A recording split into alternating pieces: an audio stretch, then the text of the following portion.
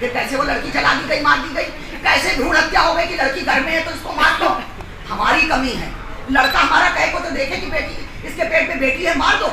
एक झपड़ रस्सी के घर से बाहर निकालते, रोटी ना मिले उसको, पति को घर से बाहर निकाल दे, अच्छा बुढ़ो बेटी नहीं होगी, हम भी तो किसी के बेटी थे, तभी तो तुम्हारी शादी बंदा मर जाते कुंवारे। क्यों नहीं बोलते हम? हमारी गलती है, हम एकजुट नहीं होते।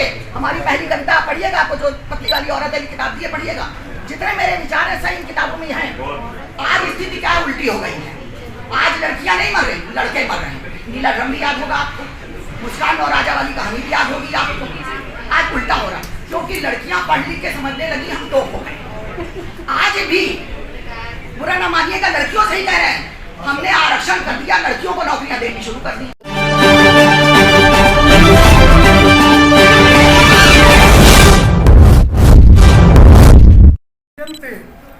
रमन्ते तत्र देवता यत्रे तास्तु न पूज्यन्ते सर्वस्त्र फला क्रिया। मतलब जहाँ पर स्त्रियों की पूजा होती है वहाँ देवताओं का निवास होता है, और जब स्त्रियों का अनादर या तिरस्कार किया जाता है तो उनके द्वारा किए गए कार्य निष्क्रिय और निष्फल हो जाते हैं। नमस्कार, अंतर्राष्ट्रीय महिला दिवस के खास मौके पर न्यूज़ अड्डा में आपके लिए खास स्टोरी लेकर आ रहा हूँ। हमारा देश एक प्राचीन देश है, वो देश जहाँ पर स्त्री को अर्धांगिनी कहा जाता है और पुरुष को अर्धनारीश्वर कहकर संबोधित किया जाता है।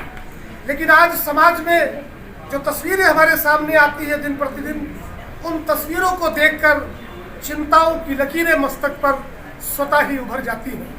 आज हम इसी विषय पर, देश की आधी आबादी हमारे सामने बैठी हुई है, ये युवा शक्ति बैठी है। उत्तर प्रदेश की योगी सरकार ने रोमियो एंड जूलियट चलाया और मिशन शक्ति भी चल रहा है, लेकिन उसके बावजूद तस्वीरें जो आ रही हैं उन तस्वीरों को देखकर मन विचलित हो जाता है, विचलित हो जाता है। कभी ट्रक में किसी को काट कर डाल दिया जाता है तो कभी फ्रिज में उसके टुकड़ों को सजा दिया जाता है।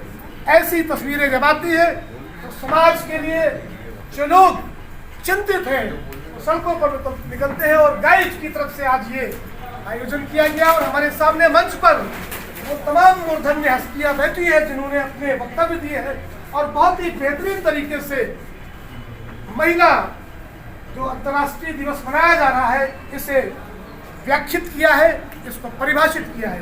कुछ लोगों से हम बात करेंगे और उसके बाद ये युवा शक्ति, इनसे हम बात करेंगे। सबसे पहले हम आपसे शुरू करते हैं, क्या नाम है आपका?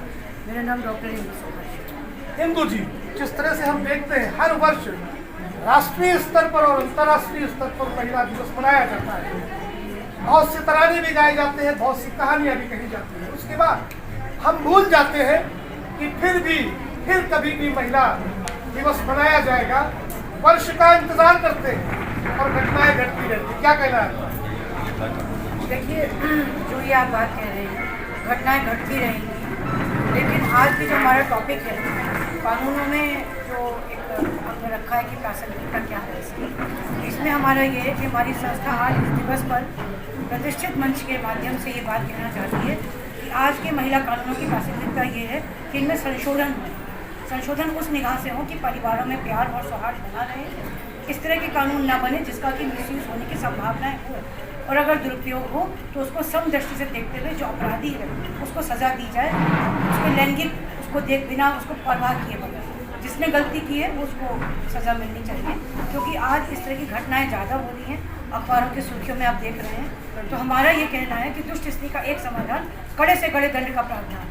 अगर कड़े दंड की व्यवस्था हो जाए तो मिसयूज ऑफ लॉ खत्म हो जाएगा, ना ही केस इस कोर्ट में जाएंगे, क्योंकि दंड के उससे भय से लोग अपराध करने से डरेंगे, चाहे वो स्त्री हो चाहे पुरुष। निश्चित रूप से इंदु जी ने जो कहा कि देश में ऐसे कानून बनने चाहिए और वो कानून एक नज़ीर बने कि जिससे भी किसी भी व्यक्ति में ये साहस ना हो उस तरह की घटना करने का। सत्यप्रकाश राय जी हमारे साथ हैं, आपसे भी जानना चाहेंगे, कानूनों में संशोधन की बात की जाती है और संशोधन किए भी जाते हैं, लेकिन उसका ज़मीनी स्तर पर कहीं भी असर होता दिखता नहीं।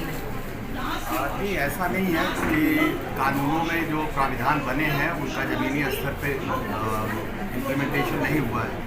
ज़मीनी स्तर पे चीज़ें काफ़ी बदली हैं और महिलाओं को अधिकार देने के लिए, उनको समानता देने के लिए जो कानून हमारे देश में बने हैं उनका अच्छा रिजल्ट आया है। और आज ऑलमोस्ट चीज़ें काफ़ी सुधरी हुई हैं समाज में भी और कानूनी दृष्टि से भी। अब ज़रूरत इस बात की है कि जो हम जेंडर इक्वलिटी की बात अभी तक करते थे, क्योंकि महिला अधिकारों की बात पिछले 115 सालों से चल रही है, तो जेंडर इक्वलिटी की जगह हम जेंडर जस्टिस की बात करें ताकि हमारा समाज और मैच्योर हो। बिल्कुल निश्चित रूप से जेंडर जस्टिस की बात होनी चाहिए। स्त्री और पुरुष समाज के वो दो अंग हैं जो सिक्के के दो पहलू हैं। व्यापारी वर्ग से भी संजय गुप्ता जी हमारे साथ में हैं, इनका भी काफ़ी योगदान रहता है समाज में जब ऐसी घटनाएं। क्या कहना चाहते हैं आज अंतर्राष्ट्रीय महिला दिवस पर, और गाइड की तरफ से ये एक बेहतरीन आयोजन किया गया। गाइड समाज कल्याण के तत्वाधान में आज अंतर्राष्ट्रीय महिला दिवस के अवसर पर ये कार्यक्रम आयोजित किया गया है। इसमें आज महिलाओं को और अधिक कैसे सशक्त किया जाए, महिलाओं से संबंधित कानूनों की समीक्षा की गई है और किस तरह के कानूनों की आवश्यकता है, इस पर यहाँ पर आज चर्चा की गई है। वर्तमान में महिलाओं की क्या स्थिति है उस पर आज डिस्कशन हुआ है और महिलाओं को और अधिक मजबूत करने के उद्देश्य से एक रणनीति बनाई गई है कि आगे हम लोग समाज में कैसे योगदान देकर के महिलाओं को और महिला बच्चे जो है उनको कैसे हम लोग और सशक्त कर सकते हैं। निश्चित रूप से हम बात करते हैं महिला सशक्तिकरण की, तो फिर बात पुरुष सशक्तिकरण की भी होना चाहिए, क्योंकि जब दोनों की बात होगी तब जेंडर इक्वालिटी समझ में आता है। आपका क्या कहना है?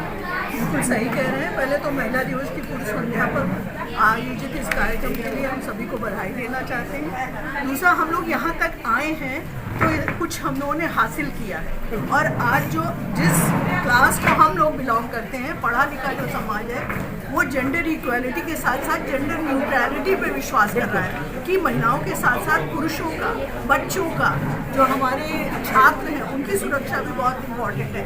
किसी भी कानून का दुरुपयोग नहीं होना चाहिए।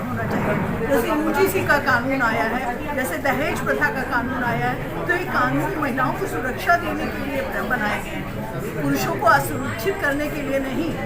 हम लोग जो आज ये विचार मंथन हो रहा है वो इस बात पर हो रहा है कि कानून का कैसे सही प्रयोग हो और उसका दुरुपयोग रोका जाए। निश्चित रूप से कानून का दुरुपयोग रोकना चाहिए। आपसे भी जानना चाहेंगे, जिस तरह से अभी हमने बात की, जब कोई घटना घटती है, पुरुष के साथ घटे या स्त्री के साथ घटे, उसे लेकर हम कुछ दिन शोर जरूर बनाते हैं, उसके बाद फिर अपने रास्ते में चलते हैं।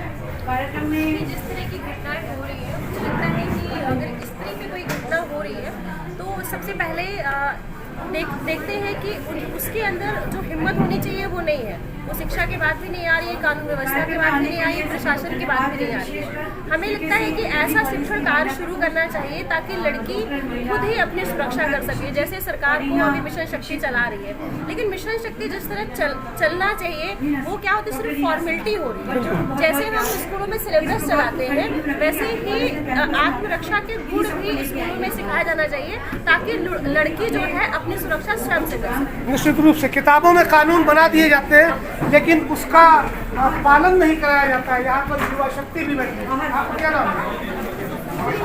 उत्तर प्रदेश में एंटी रोमियो स्क्वाड बनाया गया है, क्या लगा आपको इस एंटी रोमियो स्क्वाड से कुछ बदलाव हुआ? महिलाओं को सुरक्षा देने के लिए कानून बनाओ, जैसे मिशन शक्ति बनाया गया। इन दोनों कानूनों को लेकर क्या कहना है?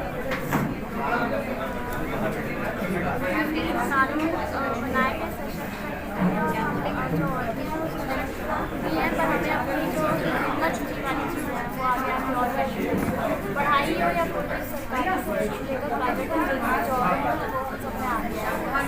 बिल्कुल इम्प्लीमेंटेशन की बात की जा रही है। मैं कुछ लोगों से आपसे बात करेंगे।